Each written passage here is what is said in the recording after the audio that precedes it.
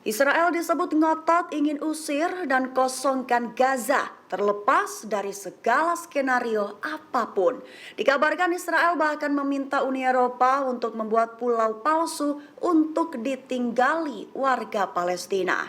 Dikutip dari Tribun News pada 24 Januari melansir dari JN menyatakan bahwa itu merupakan upaya lemah untuk mendeportasi negara tersebut.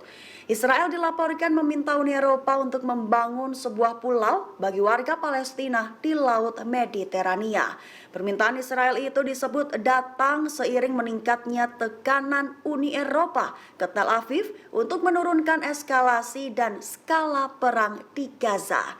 Selain itu, niat Israel tersebut menunjukkan bahwa solusi dua negara yang digaungkan oleh sekutu abadi mereka, Amerika Serikat, tidak masuk hitungan pemerintahan Perdana Menteri Israel, Benjamin Netanyahu. Lantaran Netanyahu secara terbuka menyuarakan penolakannya terhadap kedaulatan Palestina selama masa jabatannya pada Sabtu 20 Januari lalu, di mana ia tegas tidak akan melepaskan kendali keamanan penuh Israel di bagian barat Sungai Yordan atau tepi barat.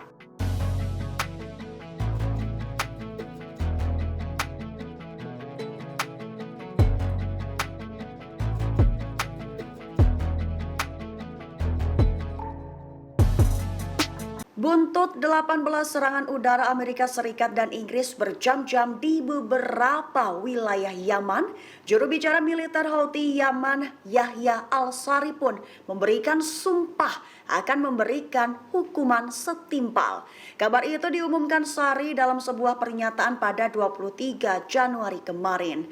Dikutip dari Tribun News pada 24 Januari, Sari menyatakan bahwa serangan udara musuh menargetkan beberapa wilayah.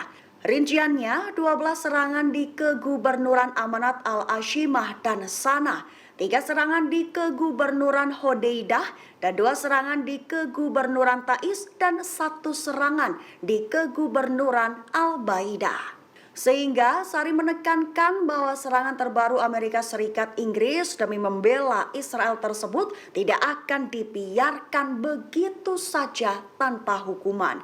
Yaman bersumpah akan menanggapi serangan udara terbaru Amerika Serikat tersebut. Houthi Yaman berjanji untuk menanggapi serangan terbaru Amerika Serikat Inggris terhadap negaranya tersebut.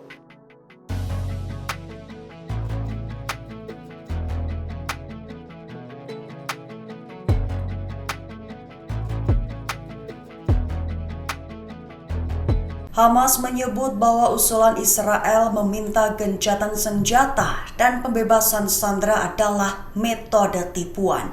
Gerakan perlawanan Islam itu tegas menolak dan meminta diakhirinya perang segera di seluruh jalur Gaza. Penolakan gencatan senjata dan pembebasan sandera tersebut diungkap oleh juru bicara Hamas pada 23 Januari 2024. Dikutip dari Tribun News pada 24 Januari, melansir Yediot Ahronot, menyatakan bahwa Hamas tak akan menerima metode tipuan tersebut. Usulan gencatan senjata itu dikabarkan akan berjalan selama 2 bulan, namun ditolak tegas oleh Hamas. Hamas mengatakan pihaknya tidak akan menyetujui gencatan senjata sementara serta menolak pengasingan mereka ke negara lain. Penolakan itu bukannya tanpa alasan, lantaran Israel pernah mengatakan bahwa gencatan senjata apapun yang terjadi adalah untuk melemahkan Hamas. Tak sebatas itu, bahwa sebagai cara memastikan bahwa Hamas tidak lagi menguasai Gaza dan dapat mengancam Israel.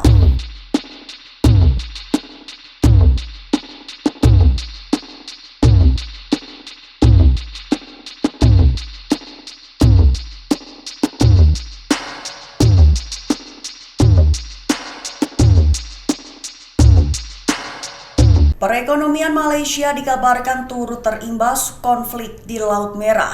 Disebut Malaysia sedang bersiap menghadapi ancaman naiknya inflasi tarif kargo laut. Dikutip dari Tribun News pada 24 Januari, ancaman itu disampaikan oleh pengamat ekonomi Malaysia, Geoffrey Williams.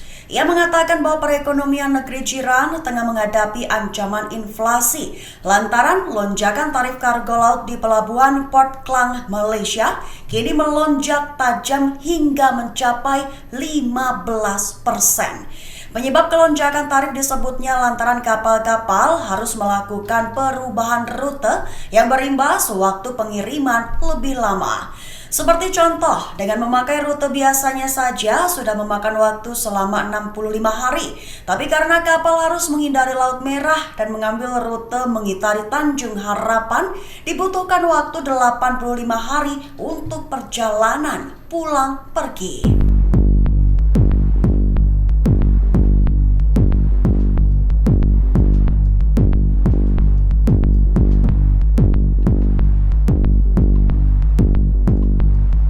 Buntut Perdana Menteri Israel Benjamin Netanyahu menolak solusi dua negara. Sekjen PBB menyebut bahwa penolakan itu mengancam perdamaian dunia, bahkan memperkuat ekstremis tanpa batas waktu. Dikutip dari Tribun News pada 24 Januari melansir dari Associated Press, menyatakan itu dikatakan oleh Antonio Guterres.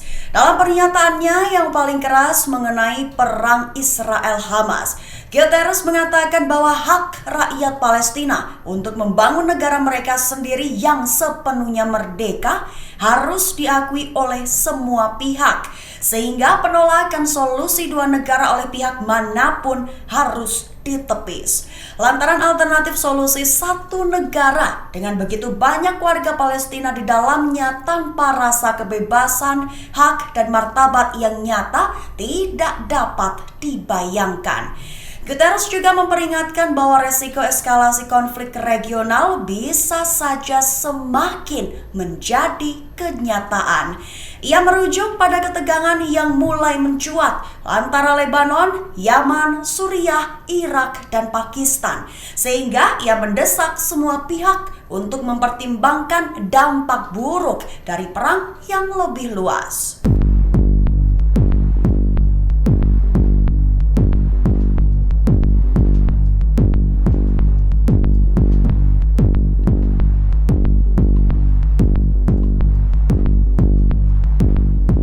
Houthi Yaman dikabarkan mulai melakukan pembalasan buntut serangan di lokasi bawah tanahnya. Houthi memerintahkan semua staf PBB dan badan-badan PBB asal Amerika Serikat dan Inggris untuk meninggalkan Yaman dengan tenggat waktu 1 bulan. Dikutip dari Tribun News pada 24 Januari melansir dari Al Arabiya. Kabar itu tertuang dalam surat yang dibagikan pihak berwenang ibu kota sana melalui media sosial tertanggal 20 Januari lalu. Dalam surat ditujukan kepada koordinator residen PBB. Isinya, Houthi meminta karyawan PBB yang berkewarganegaraan Inggris dan Amerika Serikat memiliki waktu 1 bulan untuk bersiap meninggalkan Yaman. Surat itu dikabarkan telah diterima oleh seorang pejabat PBB yang tidak disebutkan namanya.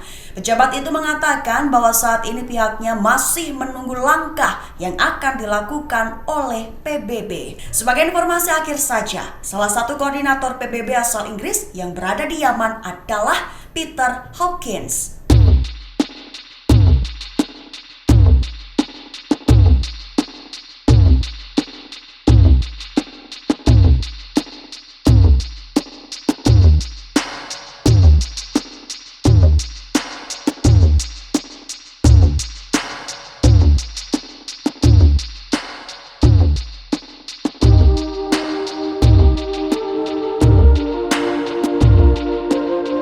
Download Tribun X sekarang, menghadirkan lokal menjadi Indonesia.